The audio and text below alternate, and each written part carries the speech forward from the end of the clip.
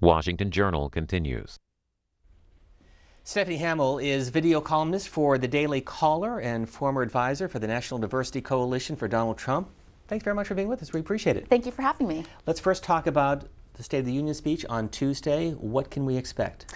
Well, we're hearing that there's going to be kind of an optimistic tone from the president, that this is going to be somewhat of an olive branch to the Democrats. Obviously, they're still fighting over the shutdown. We know February 15th is coming up soon. Still no deal on the border wall funding. And some of the topics that President Trump will be discussing, according to the White House, will be immigration, national security, and infrastructure, which once the shutdown is over with, completed, when they figure that all out, they're going to be moving on to infrastructure. And that's something that the Democrats obviously want, because they want to bring money back to their districts.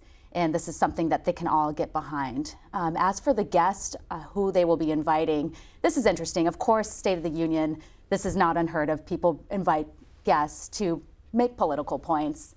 And we know that Democrats are inviting one illegal immigrant who was recently let go from a Trump golf course, a woman from Guatemala. So she will be there. And President Trump will be bringing border-related guests, and this is according to an interview exclusive from the Daily Caller. My colleagues Vince Colonnese and Sagar and Jetty recently had a sit-down interview with the president, and the president didn't say who he was inviting, but said it would be border-related. It would be people that were affected by illegal immigration, that is possibly maybe an angel mother, maybe Border Patrol agents, so it'll be a bit of a surprise. We are, as you know, though, seeing some divisions among House and Senate Republicans on a couple of fronts. First of all, on the resolution that passed in the U.S. Senate this past week, looking at the president pulling out of Syria and Afghanistan, and also the reference made by the Senate Republican leader on the potential of another government shutdown, comparing that to a third kick of the mule, basically telling the president, don't do that. Yes. So I have a feeling that we're not going to see another shutdown. So President Trump is already exploring other avenues. We've heard him talk publicly about this national emergency that could be declared if there is no agreement on border wall funding. Nancy Pelosi, House Speaker Nancy Pelosi, just a couple days ago made it clear that they're not willing to budge on that, and we probably won't see a $5.7 billion, which is what President Trump and Republicans want. As for the national emergency, we've never seen that be used for border-related issues. It's not something that presidents use often. We know that President Barack Obama used it for swine flu back in 2009. But President Trump is definitely exploring that. We don't know how that would pan out in the courts. There could definitely be some objection. President Trump thinks that the court would side with him if it made it that way. But we're also hearing from reports. The Washington Post reported that Senate Majority Leader Mitch McConnell is not excited about the idea of a national emergency being declared for border wall funding. And apparently Republicans could potentially come up with some sort of resolution to totally just shut down this idea. And now the Washington Post used unknown sources. So we don't know who actually said that. They just said Republicans involved with the conversation. So sometimes, I'm not 100% sure if that's accurate. The Daily Caller didn't do reporting on that. So we'll have to find out which way they're going to go. But I think at the end of the day, President Trump has made it very clear that he will get a border wall no matter what. This is his signature campaign promise, and I think the American people can expect it. As for what it will look like, it depends. We've heard a wall, we've heard a fence, we've heard barrier, we've heard steel slats. So there's so many ways that we don't really know exactly what it will look like. I actually visited the southern border when the border wall prototypes were finished. Actually, I went there twice. I went there to see them while they were being built and while they were finished. And we're not sure if any of those will be used. We don't know exactly where they will be placed. We know that it will be put in strategic areas. And so that's a big question a lot of people have, is the Democrats who once were for fences are no longer for fences. We already have fences for hundreds of miles down the border, right? I mean, there's just places that they could use the extra support. And this is according to Border Patrol agents. I've interviewed several Border Patrol agents recently to get their feelings on this issue, and not one Border Patrol agent has told me that we don't need extra fencing or barriers in strategic locations along the border. Even Barack Obama's former Border Patrol head of Border Patrol, he even said that we needed it, that this isn't a political issue. This is just about national security and our border security. Our guest is Stephanie Hamill, first time on C-SPAN, I believe. Yes, I've been watching for years, and appreciate that. I'm a fan, so thank you so much for having me. A video columnist for the Daily Caller. You began your career in Yuma, Arizona. Went to school where, by the way? University of Arizona. And formerly the Diversity Coalition advisor for Donald Trump, which included what? So it was a group of diverse people. So we had people from all over the country, and we would definitely get to phone calls together, and we would discuss some of the issues that were important to our communities. I'm Latina, my mother is an immigrant from Mexico, and so that's the conversation that I brought to the table. And part of the whole group is to get the messaging out there. A lot of minorities don't hear the proper messaging from the establishment media. Not everyone is as fair as you, Steve. You stick to the facts and you let your guests speak.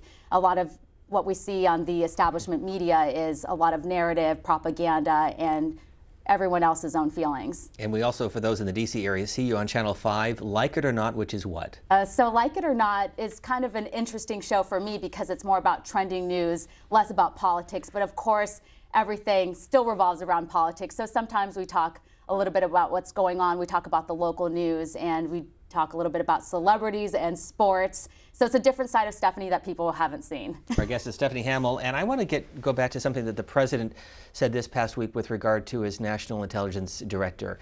There was a hearing on Capitol Hill that included the CIA director and the director of national intelligence, Dan Coats. This is what Dan Coats told senators with regard to North Korea. Regarding North Korea, the regime has halted its provocative behavior related to its WMD program. North Korea has not conducted any nuclear-capable missile or nuclear tests in more than a year, and it has dismantled some of its nuclear infrastructure. As well, Kim Jong-un continues to demonstrate openness to the denuclearization of the Korean Peninsula. Having said that, we currently assess that North Korea will seek to retain its WMD capabilities and is unlikely to completely give up its nuclear weapons and production capabilities because its leaders ultimately view nuclear weapons as critical to regime survival. Our assessment is bolstered by our observations of some activity that is inconsistent with full denuclearization. While we assess that sanctions on exports have been effective and largely maintained, North Korea seeks to mitigate the effects of the U.S.-led pressure campaign through diplomatic engagement, counter-pressure against the sanctions regime, and direct sanctions evasion. That statement by Dan Coats, the Director of National Intelligence, and then following a meeting at the White House later in the week, the President with the following two tweets basically saying that they're now on board, they're on the same page, and that the comments by Dan Coats were taken out of context, and again blaming the fake news. And my point is that the President often referring to the issue of fake news when there are stories that he just doesn't like. Well, he's not wrong. I mean, we've seen the analysis by the Media Research Center that shows 99%, 95% of all media coverage is negative coverage about President Trump. Clearly, this administration has had many accomplishments. I mean, in the past 2 years, they've accomplished a great amount of things, and his promises, he's keeping his promises. So he's not wrong to call it out. I think we've never seen a president attacked like this by the media, so he has the right to push back. Maybe people don't like the language that he uses, but as someone who follows the news, who tracks the news every day, I see the unfairness. I mean, they owe the president at least some fairness. When they can't even tell the truth about Christmas decorations at the White House, they criticized him for feeding koi fish.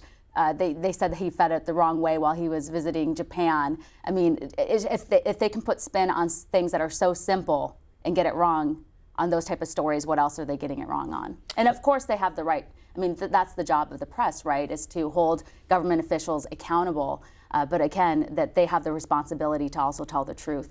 Let's get to your phone calls. Dan is first up, Littleton, Colorado. Good morning. Thank you for waiting. Yes, good morning. Thank you for taking my call.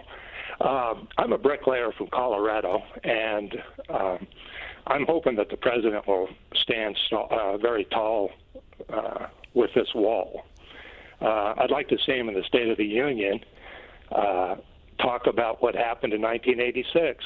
We already went through this. 2.5 million Mexicans became citizens. And I think we're not hearing anything about this. Chuck Schumer and Nancy Pelosi kicked it down the road, and they want to do it now. I think it's time to all of this to come to a head, and I would like to see the president bring all this stuff up. It's only fair for the country to take care of it right now. Dan, thanks for the call. Well, to his point, and the other issue of the dynamics that will take place Tuesday night inside the House chamber, can you address both of those issues? Well, first of all, I mean, he's not wrong. The president owes the American people a wall, and he's working on that. The dynamic, I didn't really understand that question, if you could. Well, with House Speaker Nancy Pelosi first rescinding the invitation, now he is coming a week later. What do you think you'll sense from Democrats and Republicans in the chamber? Yeah, I feel President Trump's very forgiving. So even if people do something he doesn't like, I think he's going to go in there and he's going to be professional. And again, he's coming in with an optimistic tone. He's going to, again, extend that olive branch and try to work with Democrats, even though we know that Democrats aren't going to work with him. We've witnessed what happened over the negotiations with the shutdown, which is Republicans kept trying to meet Democrats in the middle. And even with just the $5.7 billion that they're discussing for the wall, that's not the $30 billion that President Trump wanted. This is a down payment, if you will. And there had been discussions of even a potential DACA deal situation, which sounds like it's no longer on the table. And so Democrats, I think that they just don't want to see him win. We're going into the 2020 presidential race, and there are 20 to 30 Democrats that will be running, and they don't want to see President Trump get any wins, even if it benefits the people that they claim they want to help. Do you think former Vice President Biden jumps in? Yes. Let's go to Greg in New York City with Stephanie Hamill of the Daily Caller, reporter and video columnist. Go ahead, please. Hello, Steve. Yes, good morning, Greg. First, good morning. First, I wanted to thank CSPN for this remarkable platform for freedom of speech. And I want to remind you that Monday it will be 5 months since Jamal Khashoggi walked into Saudi consulate in Istanbul to a cruel and horrible death. Still no accounting or accountability from Saudi Arabia or the White House. Just a cruel and seemingly unending reality of business as usual. I hope CSPN can pick up on this issue again. It's an important one. Second, I want to say hello to your guest, Mrs. Hamill. How are you? Doing well. Third, I wanted to say that Donald Trump is a failed businessman. Whether he would run in 2020, or now this man lived up his father's largesse, stiff contractors and his real estate projects. And when he had accumulated so many bankruptcies, he could no longer get commercial loans in the United States. And according to New York Times, turned to Dutch Bank, the one willing lender, as well as Russian oligarchs who wanted to launder money through Trump's casinos and properties. The one deal Trump could still make, was to license his name, constantly promoting it as the epitome of luxury. But in fact, the opposite was true. He was forced to stop building because he was such a credit risk. And I say this credit risk because I just want to say to his base, you are going to give this guy, trust this guy to build a war while he's such a credit risk. So now it turns out even his lender of last resort would no longer lend him money. This doesn't strike me or others like me who try to speak out. It's not surprising, as everything about Donald Trump is a fraud, I think. The only question which perhaps we can find right now is, will that fraudulence he laid bare while he is in office or after he leaves? Will that be made public or not? Greg, we'll get a response. Thank you for the call. There's a lot to unpack there. We started with Jamal Khashoggi and a response from Saudi Arabia. I think there are questions there, and that definitely needs to be looked at. They need to be held accountable. Even if it were people inside the government, it wasn't directed from the higher-ups of the Saudi government, they still need to be held accountable. I know that some of them, they're going to receive the death penalty, or some of them are going to be jailed. So that's what they say. We'll see. But yeah, he's not wrong. We should look into that. Of course, there are other brutal regimes in the world that also need to be held accountable for other things. As for the Trump business, I'm not really sure what he's talking about with His bankruptcies over the years. Yeah, I mean, if you look at any successful business owner, a lot of people file for bankruptcy. It's not unheard of. That happens. And I guess I'll leave it there. Let me turn, you cannot ignore this story over the weekend. This is the headline yesterday in the Washington Post, and the photographs of Ralph Northam. He now says he is not in the photograph of the man depicting a blackface or the KKK robe. What happens next? It sounds like he needs to resign. I listened to his speech, and so first he goes on, he makes a video apologizing for the picture. Doesn't say which one he is. Is he in blackface or is he wearing the KKK robe? We don't know. After this somewhat tearful apology, the next day he comes out, does the press conference, says he's sure it wasn't him, yet it's on his yearbook page 30 years later, so he never had time to object to what was on that page. He claims he didn't see it, that he didn't own a yearbook. I think that it's pretty shocking, and it's kind of a fantastic story that none of his friends bothered to let him know that there was a blackface and KKK situation happening on his page. So after he now is denying that that's him, he says he admits that he had used shoe polish on his face and did the Michael Jackson moonwalk. Keep in mind, he's a 25-year-old man in medical school. It's so bad. I'm sorry. It is unforgivable. And we are at a point in society where, you know, we have people on the left who say they know what's in President Trump's heart, that he's a racist, right? They know what's in his heart. That's what they say, because they can read minds and hearts. But then when we have a Democrat governor who has a picture, a very highly offensive picture on his yearbook with a KKK costume and a blackface, a man dressed in blackface, and people are kind of putting together, I mean, the mental gymnastics that is going on. I mean, luckily, there are Democrat leaders that are coming out and condemning him. We saw some of the presidential candidates who were supporters of Northam before, like Kamala Harris, who finally condemned him. We read a statement from the lieutenant governor. There's no way he can survive this. So we are at a point where just because you're a Democrat doesn't mean you can survive something like this. If it were a Republican, it would be Armageddon this week. There's no way he can survive this, and he shouldn't, because we're living in 2019, and there's a new set of rules. And even if you did something 30 years ago, if you're a Republican, that can't be forgiven. And do I think Northam's a racist? I don't think he is a racist, but we have a set of standards now, and this is just not acceptable. And I think it's going to be a distraction for his community, for his state. And you know, like he said in his speech, that he's led by example, and that he's obviously shown that he is not a racist, and that he helps minority communities. And I believe that. But if this were a Republican, he would have had to resign. And you understand politics, and I think many people thought the same thing, that the president tweeting out yesterday, Ed Gillespie, who, by the way, was his Republican challenger in 2017, the president writing, he ran for governor of the great state of Virginia against Ralph Northam, must now be thinking malpractice and dereliction of duty with regard to his opposition research staff. If they had found that terrible picture before the election, he wins by 20 points.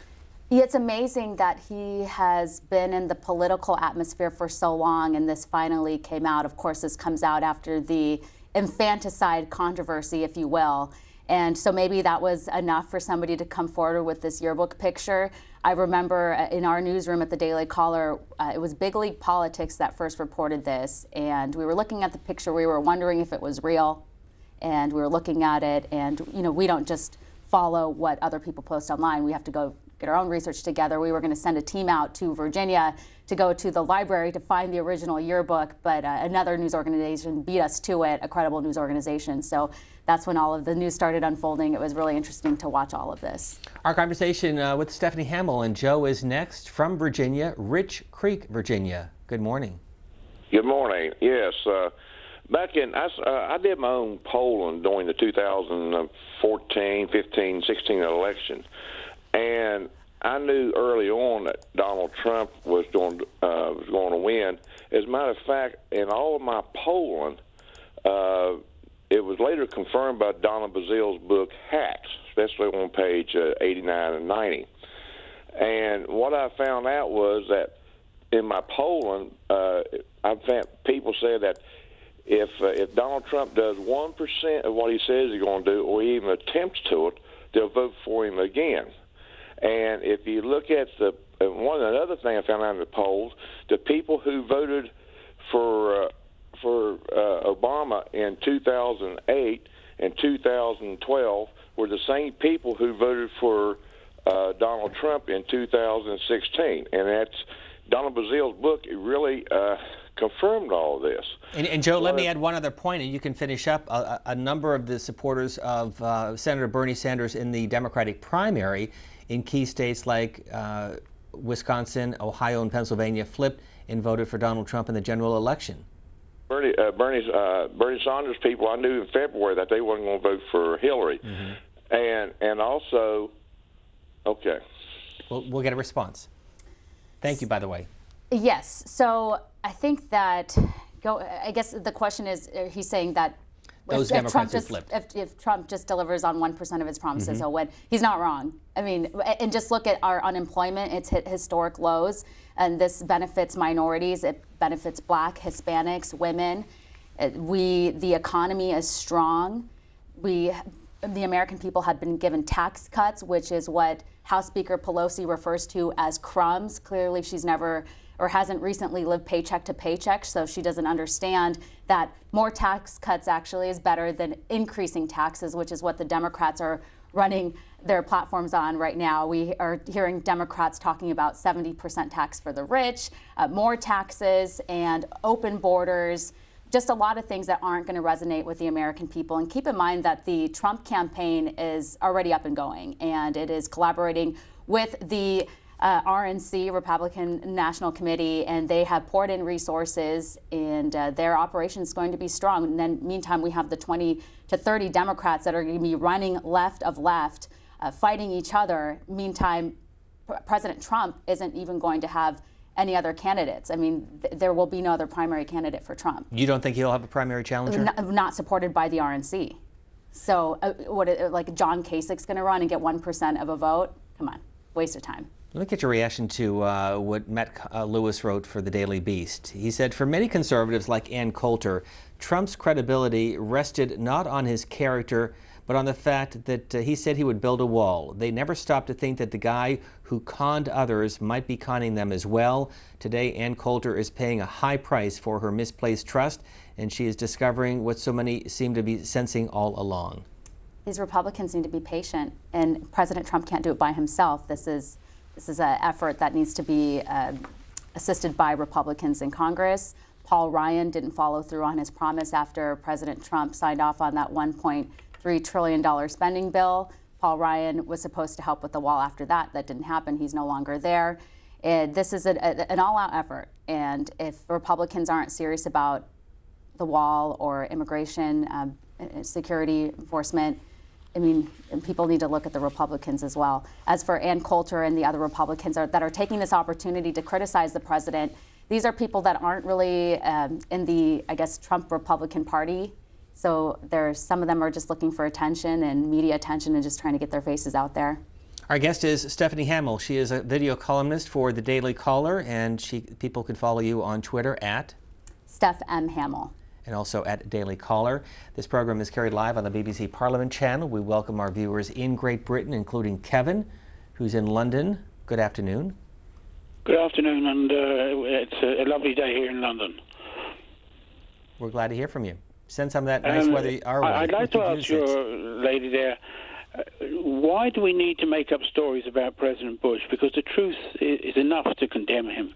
I mean, do you like your president who assaults ladies and boasts about their private parts, and yet you talk about a senator made a stupid mistake some years ago? Your president's got a lot more to answer for, and he's unwelcome in Europe. But quite honestly, your defense of him, during the war, there was a guy called Lord Haw who defended the Nazis. You have crossed the border when some of the statements you've made today in defending President Bush. Defend him you may, but don't deny some of the things he's done wrong. And Kevin, you've said President Bush twice. You mean President Trump, I assume. I meant President. Sorry, my apologies. My apologies to the Bush family. Kevin, for thank confusing you. We'll get a response. Oh well, President Trump's not invited to Europe. That's a little intolerant, isn't it? Look, President Trump isn't a perfect person. We knew about his background and a little bit about him before he ran. We supported him because of his promises and his idea for the nation, which was America First, which is something we hadn't heard in a long time. We had a former president, Barack Obama, who was running around the world stage apologizing for America. There was this sense that he wasn't very patriotic. You got the sense of that. And so it was refreshing to hear someone like President Trump go out there and say that he was going to be a fighter for this country. And he has done that. We've seen what he's done on the world stage, and it's going to be uncomfortable.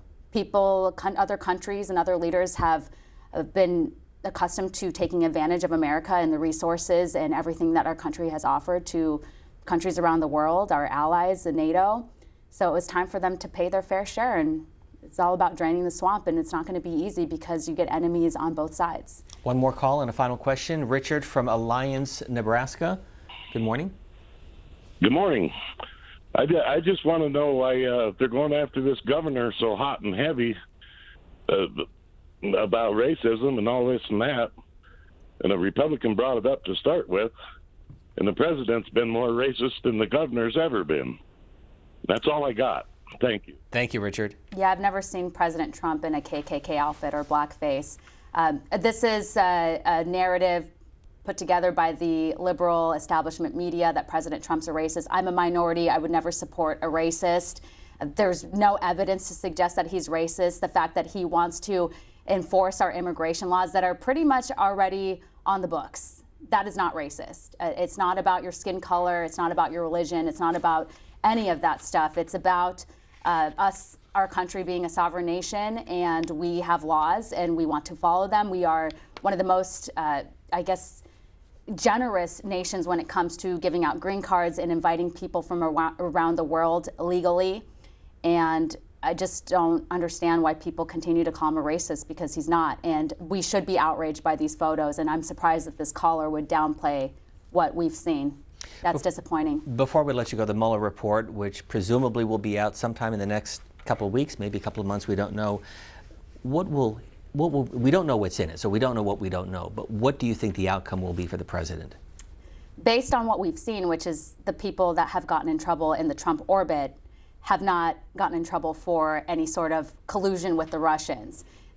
What we've seen is that special counsel Robert Mueller has been investigating people looking for crimes. These people that have gotten in trouble for like taxes and lying and all of these things, but nothing to do with the Trump campaign colluding with the Russians. So based on that, I don't think that the Democrats aren't going to get what they want. I don't think that they're going to find any sort of collusion. And we've seen two stories recently debunked by the media. We saw the BuzzFeed story suggesting that Michael Cohen, which is Donald Trump's former attorney, was instructed to lie about a deal that was happening in Russia. Well, that turned out to be false, so much so that the special counsel Robert Mueller had to come out and speak out about it. BuzzFeed still stands by their story, of course, and then they laid off a bunch of people. I don't know if that's related or not, but that was interesting. And then we found out that the infamous Donald Trump phone call to a block caller at the Trump Tower in 2016, a lot of people in the establishment media were speculating that that was President Trump calling in before that meeting with the Russians that, tricked Donald Trump Jr. and what have you to meet with them. That was President Trump on the line. Well, it turns out it was actually two of Donald Trump Jr.'s associates from NASCAR. Yeah. So I don't think we're going to find out much. I just hope it comes to a close, because it is a distraction for this nation. It's cost over $30 million. It really is divisive, and it's time to turn the page. Stephanie Hamill, who is seen on WTTG, like it or not, here in Washington, D.C., and a video columnist for the Daily Caller. Thank you very much for being with us. Come back again. Thank you for having me. Anytime.